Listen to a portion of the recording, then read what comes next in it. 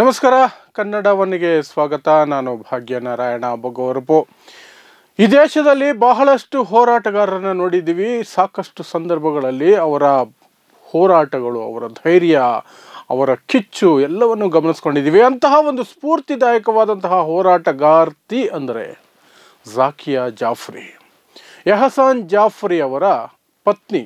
ಎಹಸಾನ್ ಜಾಫ್ರಿ ಗುಜರಾತ್ನಿಂದ ಸಂಸದರಾಗಿದ್ದಂಥವರು. ಅವರನ್ನು 2002ರ ಗುಜರಾತ್ ದಂಗೆಗಳ ಸಂದರ್ಭದಲ್ಲಿ ಝಾಕಿಯಾ ಜಾಫ್ರಿ ಎದುರಿಗೇನೆ, ಅವರ ಕಣ್ಣೆದುರಿಗೇನೆ ತುಂಡು ತುಂಡು ಮಾಡಿ ಕತ್ತರಿಸ್ಬಿಡ್ತಾರೆ ಕೋಮುವಾದಿ ರಾಕ್ಷಸರು.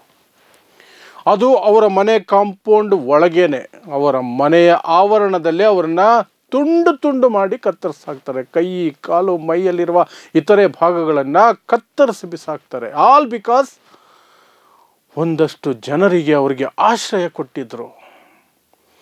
ಒಂದಷ್ಟು ಜನರನ್ನು ಕೊಲ್ಲೋದಕ್ಕೆ ಒಂದು ಗುಂಪು, ಹಿಂದುತ್ವದ ಹೆಸರಿನ ನಶೆ ಏರಿಸ್ಕೊಂಡಿದ್ದಂತಹ ಗುಂಪು 2002ರ ಗುಜರಾತ್ ನರಮೇಧದ ಸಂದರ್ಭದಲ್ಲಿ, ಅದರಲ್ಲೂ ವಿಶೇಷವಾಗಿ ಮಹಿಳೆಯರನ್ನು ಹಿಂಸಿಸಿ ಕೊಲ್ಲಬೇಕು, ಅವರು ಗರ್ಭಿಣಿಯಾಗಿದ್ದರೆ ಅವರ ಗರ್ಭಕ್ಕೆ ಕತ್ತಿ ಹಾಕಿ ಅವರ ಹೊಟ್ಟೆಗೆನ್ನು ಸೀಳಿ ಆ ಪಿಂಡಗಳನ್ನು ಹೊರಗೆ ತೆಗೆದು ಇನ್ನೂ ಹುಟ್ಟದೇ ಇರುವಂತಹ ಮಕ್ಕಳನ್ನು ಆ ಖಡ್ಗದ ತುದಿಯಲ್ಲಿ ಸಿಕ್ಕಾಕ್ಸಿ ಮೆರವಣಿಗೆ ಮಾಡ್ತಿದ್ರು.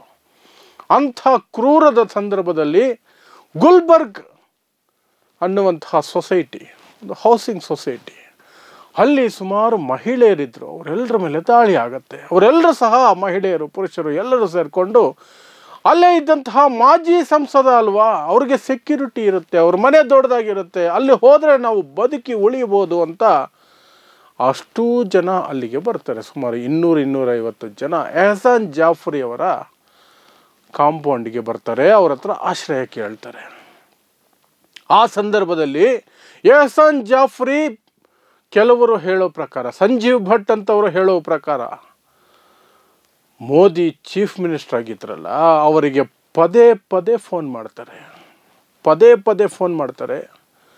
ಇಲ್ಲಿ ಈ ರೀತಿಯಾದಂತಹ ಗಂಭೀರ ಸನ್ನಿವೇಶ ಇದೆ, ಸುಮಾರು ಮಹಿಳೆಯರೇ ಇದ್ದಾರೆ ಇಲ್ಲಿ, ಅವರನ್ನು ಕೊಲ್ಲೋದಕ್ಕೆ ದೊಡ್ಡ ಗುಂಪು ಹೊಂಚಾಕಿ ಕಾಯ್ತಾ ಇದೆ, ನನ್ನ ಮನೆಗೆ ದಾಳಿ ಮಾಡ್ತಾ ಇದೆ, ನನಗೆ ಸೆಕ್ಯೂರಿಟಿ ಕಳಿಸಿ, ಪೊಲೀಸರನ್ನು ಕಳಿಸಿ ಅಂದರೆ ನರೇಂದ್ರ ಮೋದಿ ಕಡೆಯಿಂದ ಯಾವುದೇ ಪ್ರತ್ಯುತ್ತರ ಬರೋದಿಲ್ಲ. ಪೊಲೀಸ್ಗೆ ಮತ್ತೆ ಫೋನ್ ಮಾಡ್ತಾರೆ, ಬರೋದಿಲ್ಲ. ಆಗ ಅಲ್ಲಿಗೆ ನುಗ್ಗದಂತಹ ಆ ಗುಂಪು, ಧರ್ಮಾಂಧತೆಯಲ್ಲಿ ಮುಳುಗಿ ಹೋಗಿದ್ದಂತಹ ಆ ಕ್ರೂರ ಉಗ್ರವಾದಿ ಮನಸ್ಥಿತಿಯ ಗುಂಪು 69 ಜನರನ್ನು ಕತ್ತರಿಸಿ ಬಿಸಾಕತ್ತೆ. ಅದೆಲ್ಲದಕ್ಕಿಂತ ಮೊದಲು ಎಹಸಾನ್ ಜಾಫ್ರಿ ಅವರನ್ನು ಕತ್ತರಿಸ್ತಾರೆ, ತುಂಡು ತುಂಡಾಗಿ ಕತ್ತರಿಸ್ತಾರೆ. ಯಾಕಂದರೆ ಅವರು ಮಾತುಕತೆ ಆಡ್ತೀನಿ ಅಂತ ಗುಂಪಿನ ಮುಂದೆ ಹೋಗಿ ನಿಂತ್ಕೊಳ್ತಾರೆ. ಯಾಕಂದರೆ ನನ್ನ ಕ್ಷೇತ್ರದ ಜನ, ನನಗೆ ಪರಿಚಯ ಇರೋ ಜನ, ನಾನು ಇಲ್ಲಿ MP ಆಗಿದ್ದವನು, ನಾನು ಮಾತಾಡ್ತೀನಿ, ನೀವು ಧೈರ್ಯವಾಗಿರಿ ಅಂತ ಜನರಿಗೆ ಹೇಳಿ ಆಚೆ ಬಂದಿದ್ದೆ ಅವರ ತಪ್ಪಾಯಿತು.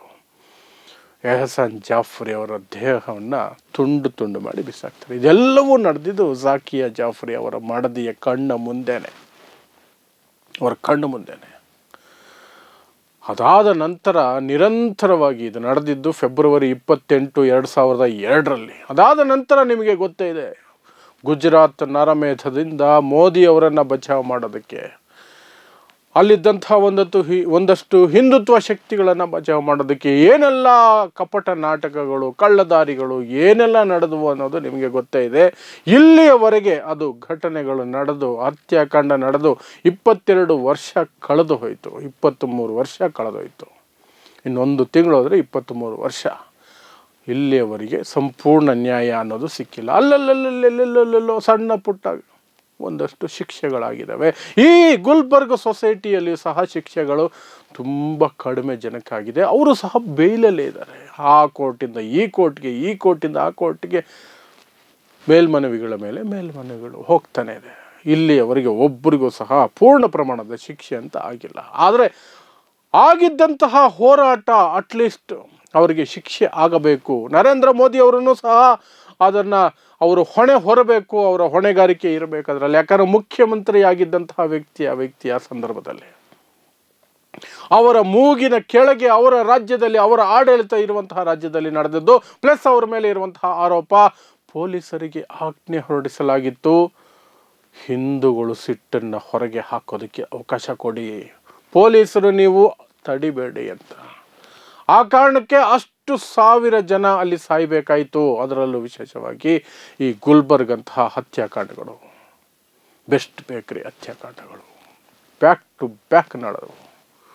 ಅಕ್ಷರಶಃ ಅಲ್ಲಿ ಆಡಳಿತ ಇಲ್ಲ, ಪೊಲೀಸ್ ಇಲ್ಲ, ಎಂಥದ್ದು ಇಲ್ಲ. ಡಬಲ್ ಇಂಜಿನ್ ಸರ್ಕಾರ, ಕೇಂದ್ರದಲ್ಲಿ ವಾಜಪೇಯಿ, ರಾಜ್ಯದಲ್ಲಿ ನರೇಂದ್ರ ಮೋದಿ ಇಟ್ಟರು. ಏನು ಮಾಡೋಕ್ಕಾಗಲಿಲ್ಲ ವಾಜಪೇಯಿ ಕೈಯಲ್ಲಿ. ಕೇವಲ ಒಂದು ಡೈಲಾಗ್ ಸಹ ಹೊಡೆಯೋದಕ್ಕೆ, ಸಂಪೂರ್ಣ ಮಾಡೋದಕ್ಕೆ, ಪೂರ್ಣಗೊಳಿಸೋದಕ್ಕೆ ಬಿಡಲಿಲ್ಲ ನರೇಂದ್ರ ಮೋದಿ. ಪಕ್ಕದಲ್ಲೇ ಕೂತ್ಕೊಂಡು ಪ್ರೆಸ್ ಕಾನ್ಫರೆನ್ಸಲ್ಲಿ ನರೇಂದ್ರ ಮೋದಿ ರಾಜಧರ್ಮ ಪಾಲಿಸಬೇಕು ಅಂತ ವಾಜಪೇಯಿ ಹೇಳ್ತಾ ಇದ್ದಾರೆ, ವಾಜಪೇಯಿ ಮಾತನ್ನೇ ತಡೆಯುವಂತಹ ನರೇಂದ್ರ ಮೋದಿ ನಾನು ಅದನ್ನೇ ಮಾಡ್ತಾ ಇರೋದು ಅಂತ ಮಧ್ಯದಲ್ಲಿ ಮಾತಾಡುವಂತಹ ಧಾರ್ಷ್ಟ್ಯವನ್ನು ತೋರಿಸ್ತಾರೆ. ಪ್ರಧಾನಿ ಮಾತಾಡ್ತಿರ್ಬೇಕಾದ್ರೆ ಮಧ್ಯದಲ್ಲಿ ಮಾತಾಡುವಂಥದ್ದು ಪ್ರೆಸ್ ಕಾನ್ಫರೆನ್ಸ್ನಲ್ಲಿ. ನೂರಾರು ಕ್ಯಾಮ್ರಾಗಳಿದ್ದ ಸಂದರ್ಭದಲ್ಲಿ ಇಷ್ಟೆಲ್ಲ ನಡೀತಿದ್ರು ಸಹ, ತನ್ನ ಕಣ್ಣ ಎದುರಿಗೇನೆ ತನ್ನ ಗಂಡನನ್ನು ತುಂಡು ತುಂಡು ಮಾಡಿದ್ರು ಸಹ, 69 ಜನರನ್ನ ಕತ್ತರಿಸಿ ಬಿಸಾಕಿದ್ರು ಸಹ, ಎಲ್ಲವೂ ಅವರ ಕಣ್ಣು ಮುಂದೆನೇ ಆಗಿದ್ರು ಸಹ ಝಾಕಿಯಾ ಜಾಫ್ರಿ ಹೆದರ್ಲಿಲ್ಲ.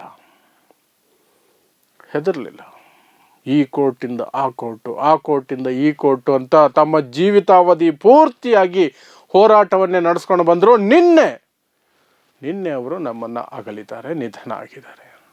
ಹಾಗಾಗಿ ಈ ವಿಚಾರವನ್ನು ಹೀಗೆ ಹೇಳ್ತಾ ಇರುವಂಥದ್ದು. ಅವರಿಗೆ ಶ್ರದ್ಧಾಂಜಲಿಯನ್ನು ಸಲ್ಲಿಸ್ತಾ ಅವರ ಹೋರಾಟವನ್ನು ಒಮ್ಮೆ ನೆನೆಸಬೇಕು ಜನರಿಗೆ ಅನ್ನೋ ಕಾರಣಕ್ಕಾಗಿ, ಮತ್ತು ಆ ಮೂಲಕ 2002ರ ಆ ಗಾಯ ಇದೆಯಲ್ಲ, ಈ ದೇಶಕ್ಕಾದ ಗಾಯ, ಆ ಗಾಯವನ್ನು ಸರಿಪಡಿಸೋದಕ್ಕೆ ಸಾಧ್ಯನೇ ಇಲ್ಲ ಅನ್ನೋ ಮಟ್ಟಕ್ಕೆ ನಾವು ಅದೇ ವ್ಯಕ್ತಿಗಳನ್ನು ಎಲ್ಲಿ ಕೂರಿಸಿದ್ದೀವಿ, ಅವರಿಗೆ ಏನು ಕೊಟ್ಟಿದ್ದೀವಿ ಅದನ್ನು ಸಹ ನೆನಪಿಸ್ಕೊಳ್ಳಿ ಅಂತ ಹೇಳ್ತಾ, ಈ ಝಾಕಿಯಾ ಜಾಫ್ರಿ ಅವರ ಎಲ್ಲ ಹೋರಾಟಗಳು ಪ್ರತಿ ಕ್ಷಣ ಪ್ರತಿ ದಿನ ಒಂದು ನಿಮಿಷ ಹೆದರಲಿಲ್ಲ, ಒಬ್ಬರಿಗೂ ತಲೆ ಕೆಡಿಸ್ಕೊಳ್ಳಿಲ್ಲ. ತಮ್ಮ ಹೋರಾಟವನ್ನು ತಾವು ನಿರಂತರವಾಗಿ ನಡೆಸ್ಕೊಂಡು ಬಂದರು. ಎಷ್ಟು ಸಾಧ್ಯ ಆಯಿತೋ ಅಷ್ಟನ್ನು ಅವರು ಸಾಧಿಸಿ ತೋರಿಸಿದ್ರು. ಆದರೆ ಇರುವಂತಹ ಪರಿಸ್ಥಿತಿ, ಇಲ್ಲಿನ ವ್ಯವಸ್ಥೆ, ಸಂಪೂರ್ಣ ನ್ಯಾಯ ಅವರಿಗೆ ತೆಗೆದುಕೊಳ್ಳೋದಕ್ಕೆ ಸಾಧ್ಯನೇ ಆಗಲಿಲ್ಲ. ಕನಿಷ್ಠ ಅವರ ಗಂಡ ಅವರ ಕಣ್ಣೆದುರುಗಡೆನೆ ತುಂಡು ತುಂಡಾಗಿ ಹೋದರೂ ಸಹ ಆ ಕೃತ್ಯ ಎಸಗಿದಂತಹ ಉಗ್ರಗಾಮಿಗಳು ಅಂತಲೇ ಕರಿಬೇಕು, ಆ ಉಗ್ರವಾದಿಗಳಿಗೆ ಸಂಪೂರ್ಣ ಶಿಕ್ಷೆ ಕೊಡಿಸೋದ್ರಲ್ಲಿ ಅವರು ಜೀವನವನ್ನೇ ಕಳೀಬೇಕಾಯಿತು. ಕೊನೆಗೂ ಸಾಧ್ಯ ಆಗಿಲ್ಲ, ಇವತ್ತಿಗೂ ಸಾಧ್ಯ ಆಗಿಲ್ಲ. ಆದರೆ ಅವರ ಹೋರಾಟಕ್ಕೆ ಮಾತ್ರ ನಾವೆಲ್ಲರೂ ಕೂಡ ಸೆಲ್ಯೂಟ್ ಹೊಡಿಲೇಬೇಕು. ಝಾಕಿಯಾ ಜಾಫ್ರಿ ಮಾಡಿದಂಥ ಆ ಹೋರಾಟ ನಮಗೆಲ್ಲರಿಗೂ ಸ್ಫೂರ್ತಿ ಅಂತ ಹೇಳ್ತಾ ಅವರಿಗೆ ಮತ್ತೊಮ್ಮೆ ನಮನಗಳನ್ನು ಸಲ್ಲಿಸ್ತಾ ನಾನು ಮಾತನ್ನು ಮುಗಿಸ್ತೀನಿ. ನೋಡ್ತಾ ಇರಿ ಸಮಾಜಕ್ಕಾಗಿ ಕನ್ನಡ 1 ನ್ಯೂಸ್. ನಮಸ್ಕಾರ.